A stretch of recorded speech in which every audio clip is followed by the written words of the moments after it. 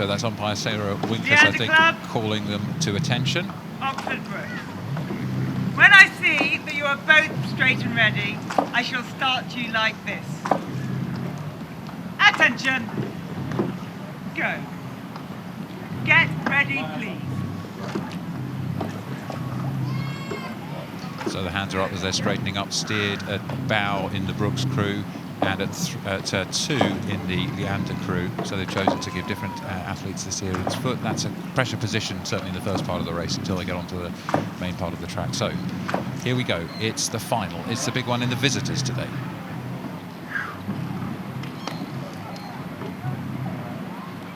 Attention! Go! Each crew squeezes off the start there, and then these Cox's boats, it's so important to get the line you want, so you don't have to put that rudder on, as Matt just mentioned. You don't have to use your foot to steer the boat in this first couple hundred metres, but you can see Brookes has just moved across. Yeah, that's Michael Glover in the bow seat with the steering foot. The foot rotates a little bit, moves a tiny rudder, and he's just corrected up, and I think they got away cleanly enough for them. So now they come onto the boom section of the course, 24 metres wide. It seems a lot less wide than that when you're a steersman, I can tell you, right? Because you're terrified that you're going to get clattering into one of those wooden booms, but you also don't want to come across the course and impede your competitor. But these are two experienced crews, two really hard racing crews. And, well, how are they going to be thinking about the race today? How are you going to approach this race? Yeah, from yesterday's times of what each crew did, there wasn't much in it in the first two markers. So the markers we always use for timing are the barrier, and there was only a second between them. And then at 40, there was only 2 seconds between them, and that was in favour of the Leander crew. So, you know, the Leander crew will try and stamp their authority early on at that first marker and play to the times we've seen earlier on or from the races yesterday. So that would be really interesting whether they can actually cross that first marker of the barrier ahead of this Brookes crew. Well, it looks like that analysis mark is spot on. It looks like the Leander crew have taken a slight lead here, and I was commentating yesterday on the Brookes crew's race against D.S.R and D.S.R from the Netherlands, which they won by only a canvas. It was a super close race, and I remember as they crossed the line, neither crew actually could tell who'd won. The Brookes heads were down, the Dutch heads were down, and then the result came through and Brookes realised they had won. So that will have taken something out of their legs. However fit you are, you know, a real gut buster like that all the way to line does take more out of than you'd like.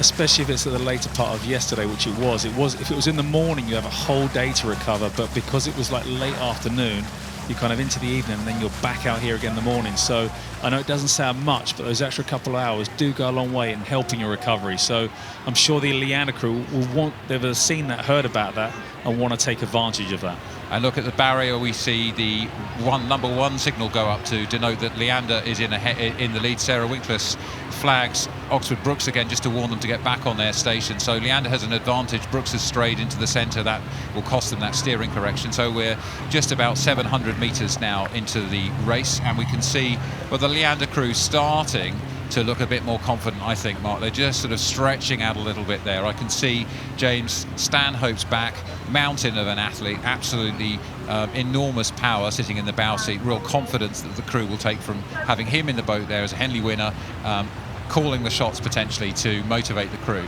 And I think that experience is always so important. Having someone that's been here and done it and won it more than once, numerous times, you know, feeding that insight information, the importance of finals day at Henley and what it means, and actually to try and capitalise and get in front. And you know, the one thing that Leander want to do is make sure they break that contact with this Brookes crew, because you know, whatever they took out of themselves yesterday, if they get a sniff and they have contact, you know that they're a strong crew in the second half of the race. So it's really important that Leander crew really kind of keeps moving away.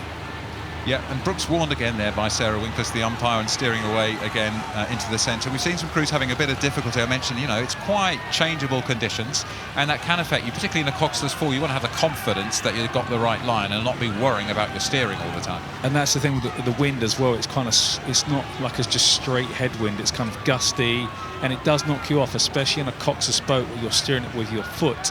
It can be really disconcerting when you're trying to keep in a straight line, but you're seeing a really good line being steered here by Daniel Graham and the Leander crew. You know, he's kept a really straight line, but you just see there's quite a lot of bounce on the water, and some of the athletes are struggling with that at this phase of the race right now.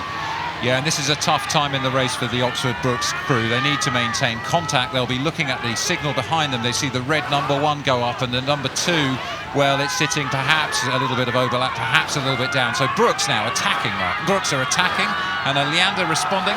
Yeah, Leander needs to respond now, because you've seen what the Brookes boat could do yesterday when they came back against the Dutch, and Leander won't want to be in that position because they don't know if they've got enough to kind of fend them off or hold them off. So the next 250 metres are so important before they get to the enclosures, because once you hit that, the noise level comes up, the excitement comes up, and how much you want to put on the end of that spoon. So you seem to be able to add more with that crowd kind of Well, behind I think that was decisive, Mark. You know, I think Brookes have got back on terms. They've gone from nearly slipping to clear water gap between the crews to having a significant overlap, and that will have rattled Leander. The question for Leander now is, can they stay cool and calm, and can they keep responding with their own pattern rather than needing to raise the boat speed over and above its current cruise. Brookes, an expensive push potentially after yesterday's close race. Can they do it again? Can they maintain it? We know these are some of the fittest athletes the country has in any sport. But that's the great thing. It's that kind of cat and mouse game. You know, your race plan, knowing what you can do, but then, you know, all committing to it together. That is the important thing, and that's why our sport is so unique, because when you do something, you've all got to respond and do it together. And Brookes have done that push at the right point, because they're giving themselves a chance now. And as they start to move up and they see the yellow boat of Leander coming back towards them, you naturally grow in confidence. Well, I think Brookes have taken maybe another seat out of Leander here. Both crews are full of Henley experience. 11 Henley appearances between them in the Leander crew and 22 in the Brookes crew, and that will count for something here. You know, you've got to be in a position where you can be confident to attack from behind, as Brookes are doing here. You've got to be in a position where you're confident you can respond from in front, as Leander are doing there. So Brookes have gained or regained probably a seat and a half, maybe 2 seats worth of overlap against Leander, but they haven't got much track left in which to move the remaining distance. No, Brookes are actually coming up. They're not far behind now. I said they're getting close to being level now, and it's, you know, which crew can go through those gears. We saw Brookes be able to do this yesterday, but to do it 2 days on the trot would be absolutely This is sensational, isn't it? Brookes have moved through Leander. I think they've got a nose in front, and Leander are not able to respond. They have moved, I would say, half a length, 3/4 of a length. They're moving out towards a length of distance. They've got to watch their steering, though, because they could be including Leander. Sarah Winkles will be looking very, very closely at this, but it's Brookes. What a sensational acceleration. That was incredible. That turnaround of speed, you know, they showed it yesterday, and somehow they've come back and done it again today. Oxford Brookes, amazing road coming from behind. Well, that's the loudest roar I've heard today. Absolutely elated to win, and the weight races you win coming through from behind like that. Michael Glover, Oscar Lindsay, Leonard Jenkins and Matthew Aldridge. Absolutely delighted to take down arch rivals Leander in the closing stages of this final of the Visitors Challenge Cup. Well, Oxford Brookes University, you're back again. Your second win as a foursome. Oxford Brookes is third of the day. Oscar, how on earth did you do that? Leander looked like they had that one done. They did, to be fair. It was one of those, just hang in there, see what happens.